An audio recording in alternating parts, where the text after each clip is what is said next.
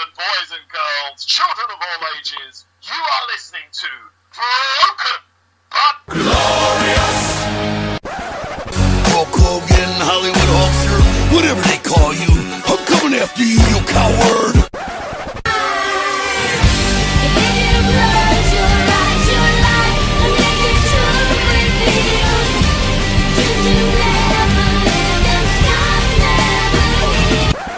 Delete!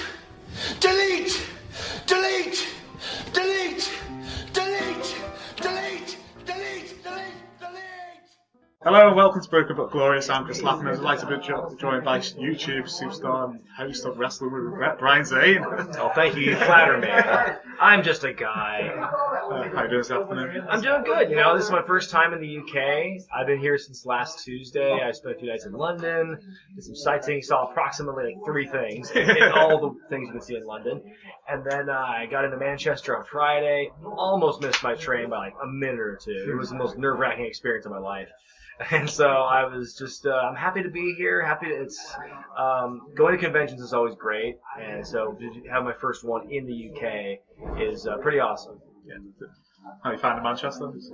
Honestly, I've seen a tiny percentage of Manchester. It's literally been my hotel, this place here in the middle of this industrial area, and a bit of Media City.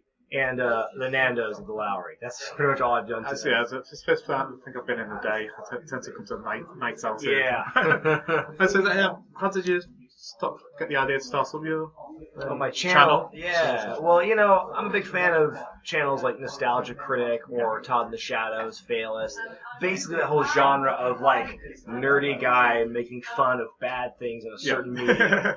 Genre. But when I was, as I was watching, I realized there's nothing out there about wrestling. There is no Nostalgia Critic of wrestling for me.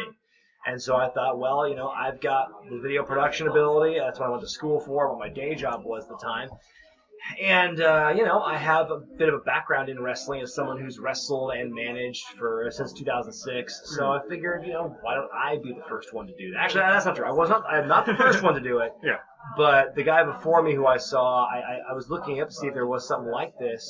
I saw one other guy, and I didn't think it was very good. And so I thought I could do better, essentially. That's kind of how it came about. But it took me like a year of kicking the idea around in my head before I finally pulled the trigger on it in, 2013 was when I started. And so I've been doing it for 5 years now, and I've been full-time at it for 2. Wow. So it's been a pretty big ride, pretty crazy ride. So when you started training to be a wrestler and manager, was there a wrestler or a manager you wanted to start?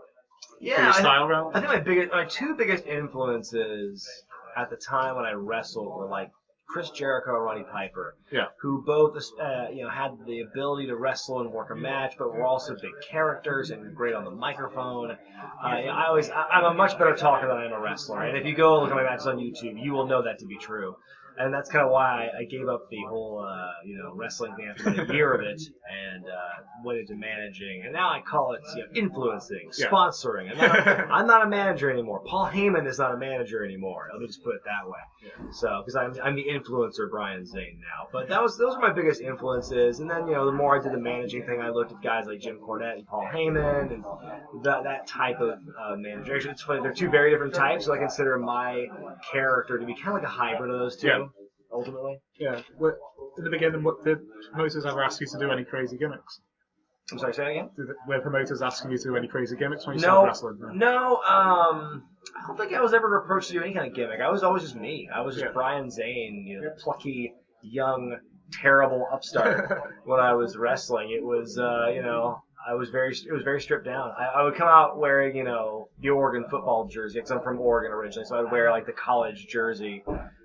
American football, I should say, not footy, as you know here in the UK.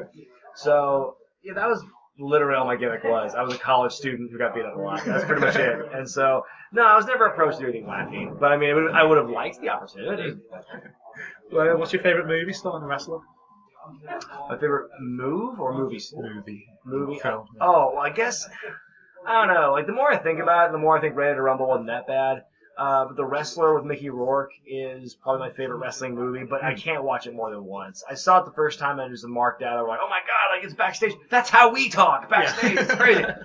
But then, when I tried watching it again, couple years later, I had that same moment of, oh, that's so cool. And then, like, the second act kicks in. It's like, oh, man, this is really sad. I don't want to watch this anymore. I think I've only watched it twice. It's too tragic. I watched it 1.5 times. That's pretty much where I stopped. I'm like, I'm done. I don't want to see this again. It's too sad. So, yeah, I guess that's kind of my favorite just for how, like, powerful and well done it is.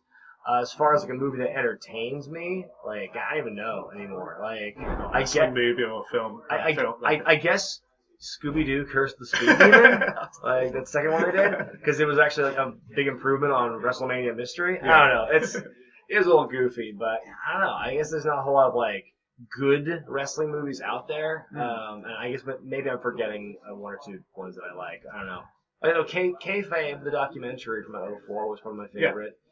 I talked very glowingly about that. And Heel Kick, which came out just this past year, is entertaining as well. I recommend either of those. They're both mockumentaries produced by Canadians, but they're not the same companies, which I think is very interesting. Canada has the market locked in terms of wrestling mockumentaries, apparently. So those are both very good. Which 2 wrestlers would you do a table for 3 with? Oh, that's a good one. Probably Jim Cornette, since there's the obvious comparisons there. Yeah. Honestly, Cornette and Heyman, and I know they're not wrestlers, but probably those are the 2 I would probably, best stories as an incident. Yeah, I would just love to pick their brain and hear them talk. I really, I could sit and listen to them talk all day. Last one, what superhero ability would you like? Oh, flight. Easily.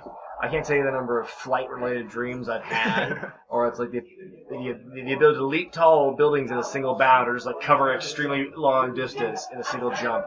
But those are the best dreams for me. I haven't had one of those since like high school. But God, I would love to, be able to fly. Are you kidding me? Yeah, that's the best. So before you go, do you want to promote your social media? Yeah, you can find me on Facebook.com/WrestlingWithRegret. That's with a W before the regret, for alliterative purposes. I'm on Twitter @ZmanBrianZane. You can also find me on Patreon.com and ProWrestlingTees.com/WrestlingWithRegret for both of them. And I'm just happy to be here. That's all the links will be in the description below the interview. I've really enjoyed speaking with you. I'd love to have you on the full show in the future. Thanks, man. So, I appreciate that. That was brilliant. Thank you. Yeah.